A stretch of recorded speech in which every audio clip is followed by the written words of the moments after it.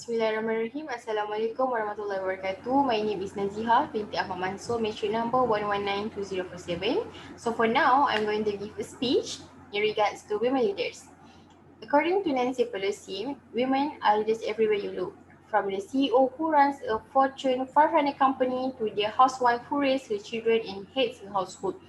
Our country was built by strong women and we will continue to break down the walls and defy stereotypes. So from this quote, we can understand that women are born to be leaders with their natural talents and abilities in any profession. As we can see, those successful mothers out there where they can manage their family and at the same time, they can even command a large group of individuals and institutions. So this clearly shows that women are able to lead in every field. So, do you believe that women can lead as powerful as men? If you say no, then it shows that you are being racist between gender. If men can do whatever they wanted to do, so why women cannot? And why nowadays women leadership are often being underestimated in the eye of the world and has been oppressed due to their gender? As explained by Susan Philander, women leadership means continuing to encourage and engage in reforms that promote women's advancement within their organization and industries by discussing unconscious bias issues and enlisting the support of women and men in the development of solutions. Did you know that actually women earn more bachelor's, master's, and doctoral degrees in USA compared to men? And it is exciting to see that women are pursuing and obtaining a leadership position. However, there are still many obstacles and challenges that prevent women from being in the leadership position. Besides, in a study of nearly 22,000 publicly traded organizations worldwide, 60% have no female board members. Also, only 1.8% of Fortune 500 companies had women as CEOs in 2005. In other words, women are still struggling to be in leadership position. Although women are obviously capable of leading, women leaders are often underestimated by the society due to society stigma towards them, mostly in the matters of domestic family roles and lack of opportunities compared to men.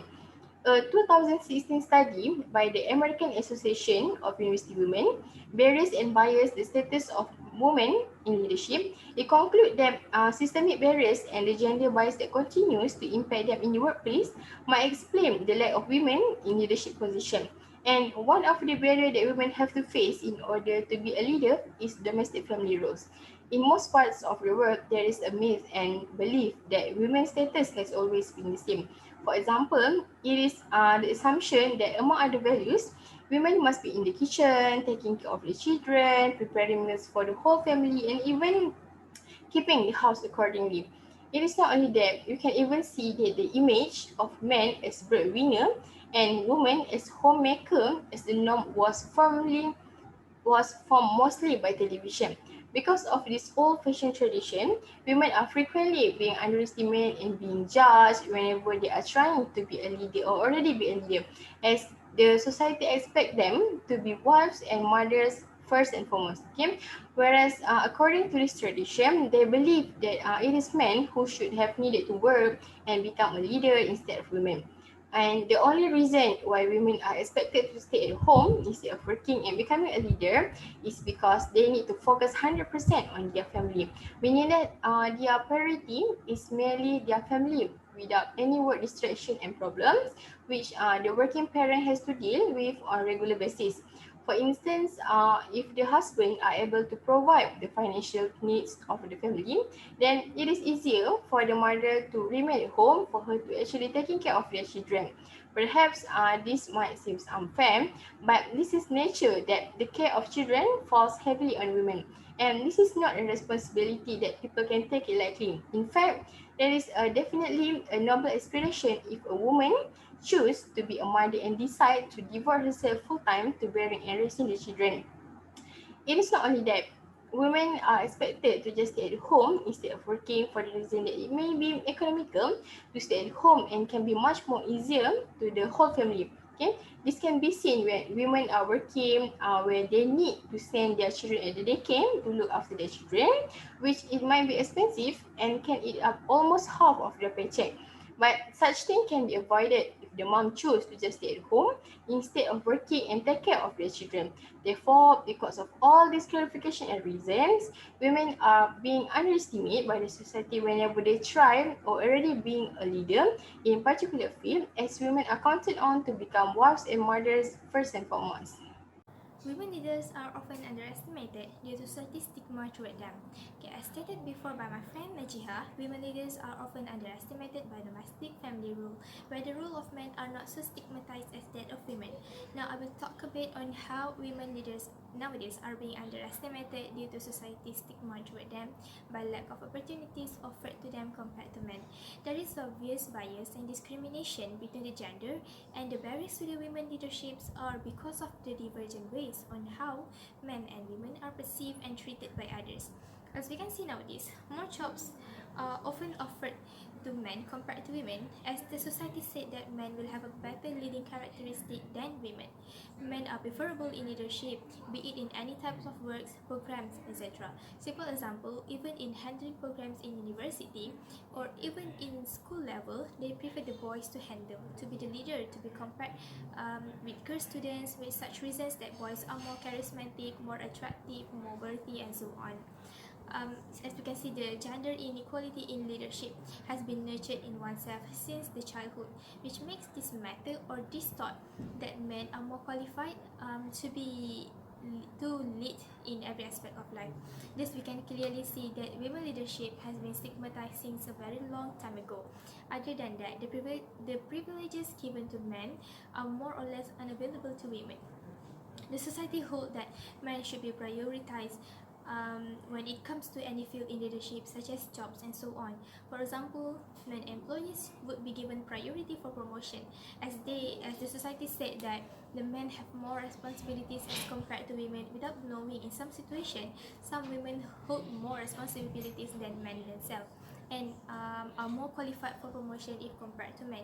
However, this is what we call as society stigma. It's hard to change it back as it should. Furthermore, the disproportionate burden in employment are unlikely to be borne by men, but rather by women when they are expected to be solely responsible for taking care of child. As an example, in many countries, especially in India, the bias between gender is so obvious when women has lack opportunities if compared to men in many ways. Women are Women are oppressed, not many opportunities are given to them in various fields, be it in access to get education, decision making, and not to mention to lead. Women or girls are not given access to get higher education. If asked, the society would say men are more qualified, more knowledgeable than women. These men are the best leaders if compared to women. So tell me, how can women lead if no proper education given to them? For their society, women should stay at home and do their responsibilities as a woman. Cook, take care of the household, do the house chores, as they think all those responsibilities should be done by women, breastfeed them and not for men. For them, man is the one who should be a leader in every aspect. Man is the one who should first given the opportunities to get education. Man is the first to lead in workplace, to be given access to any chances for promotion and so on. And the society stigma has spread to many other countries and not only in India. India is only example in this case, where this stigma is actually opposed to what the Prophet Muhammad has taught us, where the standard of women, their dignity and position are put very high. Women were given chances to lead in war and so on, but things has changed nowadays. In the conclusion, the bias, the discrimination, and gender inequality toward women is obvious in our society. Women leaders are often underestimated due to society's stigma toward them, and the society limits the roles of women when women are mostly only entitled to domestic life, take care of the family, where they are expected to be wives and mothers compared to be given other roles such as worker or a leader in any other field. Their roles as women have also been limited when they have a lack of opportunities compared to men, where the roles of men are not so stigmatized as that of women. From the above discussion, um, it has been proven that women leadership often being underestimated by society's stigma toward them, which hold them back in leadership if compared to men. I think that's all from us. Thank you.